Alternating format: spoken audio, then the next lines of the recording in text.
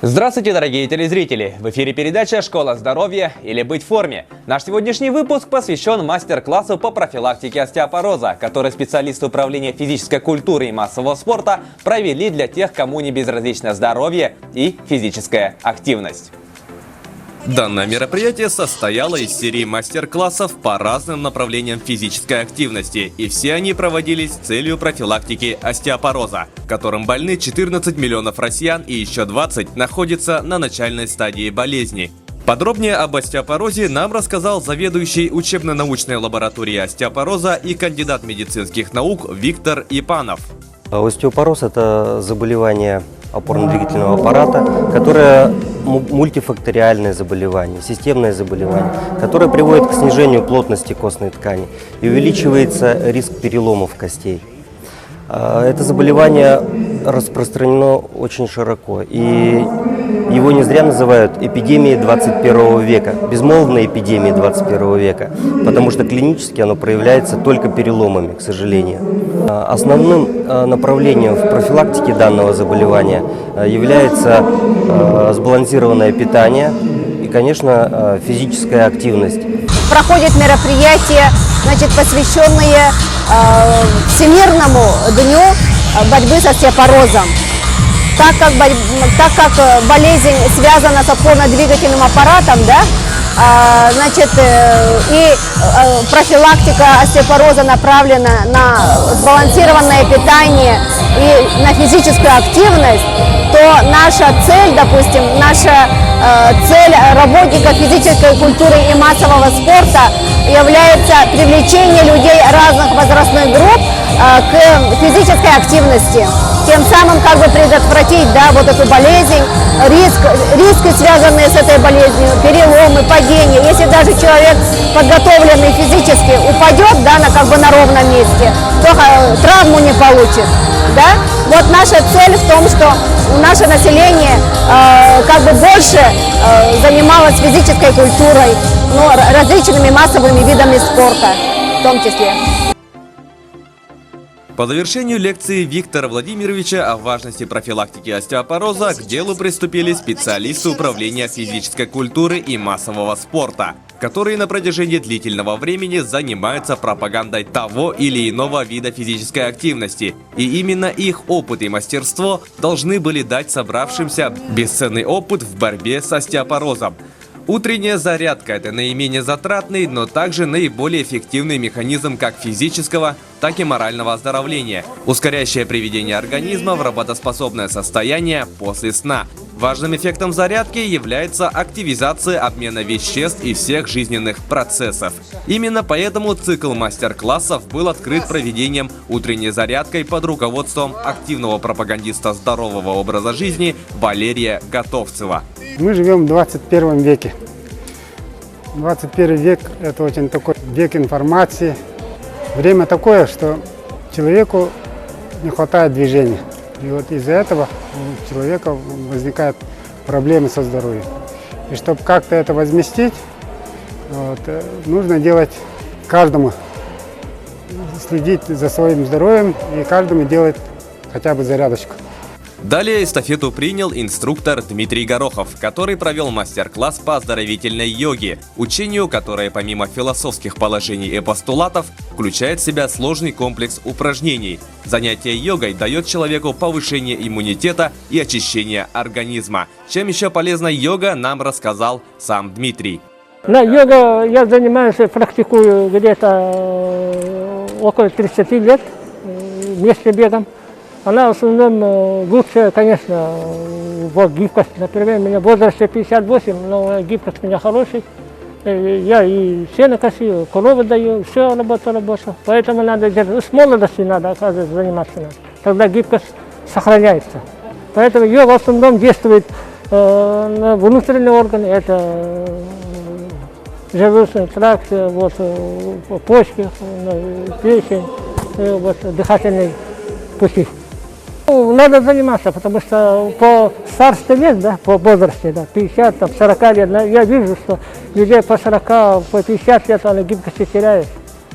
Также мастер-класс по йоге провел и другой инструктор, мастер спорта по легкой атлетике и инструктор школы третьего возраста Лидия Иванова, но уже с более акцентированным вниманием на суставную гимнастику. Уточним, что суставная гимнастика – предварительный комплекс упражнений, который подготавливает организм и позволяет в дальнейшем легче освоить основные физические упражнения йоги.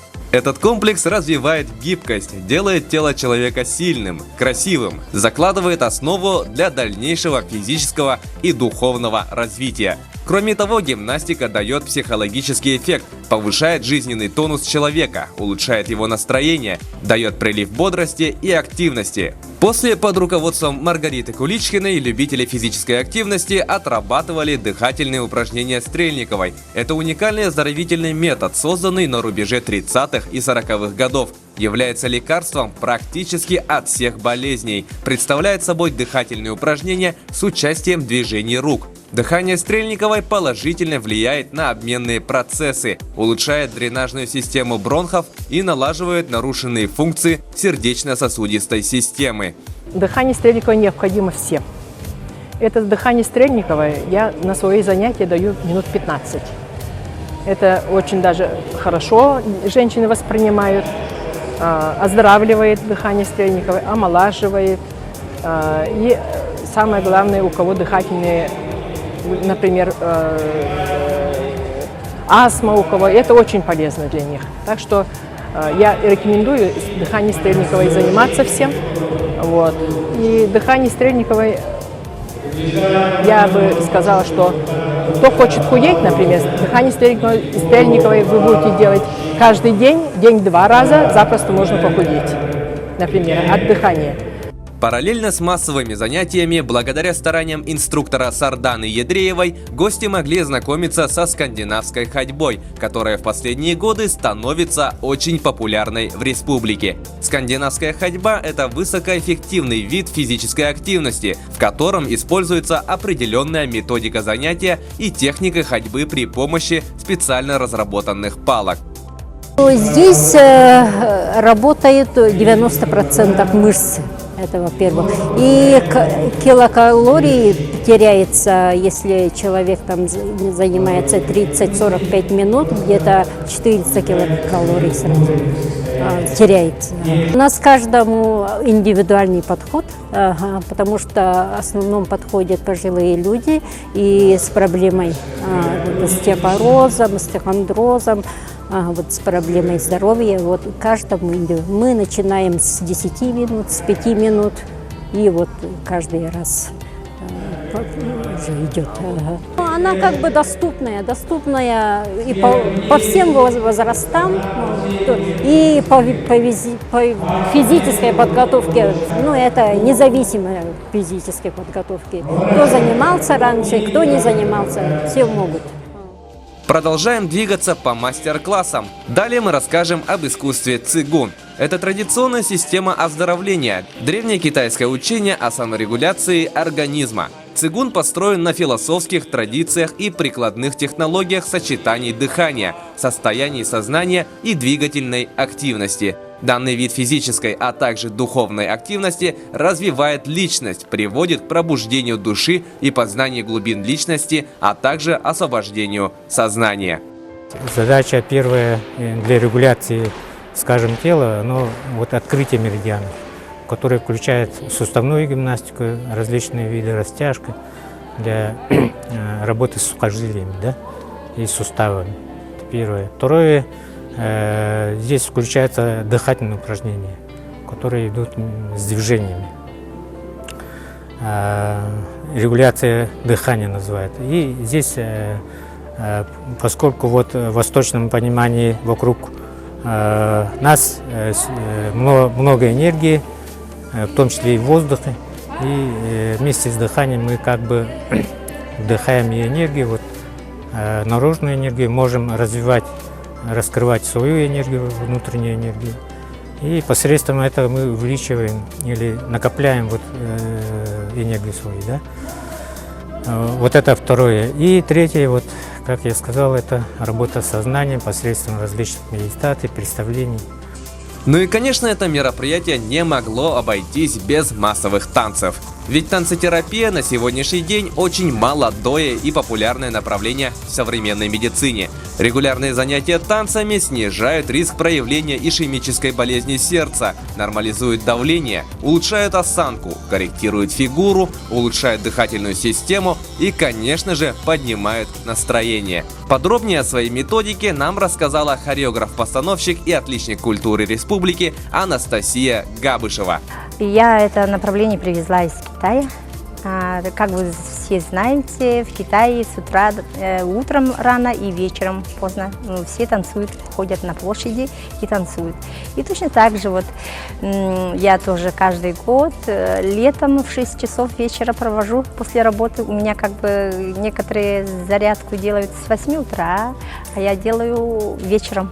Так как я считаю, что мое направление, да, танцы, как бы нацелено на, как сказать, когда вот люди танцуют в группе и однотипными движениями танцуют, отключается мозг, работа мозга, и включается подсознание. И в итоге, как бы организм расслабляется и происходит самооздоровление. То, что вот люди пришли посмотреть на наши мастер-классы, поучаствовать, подвигаться, они уже на себя это все испытывают же, да, на своем организме. Поэтому, я думаю, в будущем у нас ждет еще большая работа по этой части. По оздоровлению населения мы будем еще дальше работать. Большие планы стоят и большая работа. А на этом у нас все. С вами была передача «Школа здоровья» или «Быть в форме» и Влад Сергеев. Занимайтесь спортом, ведите здоровый образ жизни. До скорых встреч в эфире!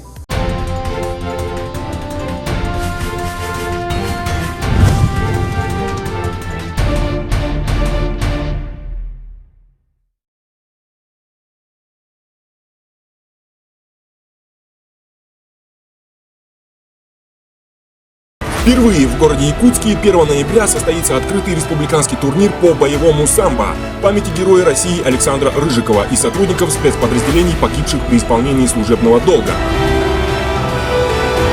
Место проведения – Дворец спорта, 50 лет Победы. Начало в 10:00.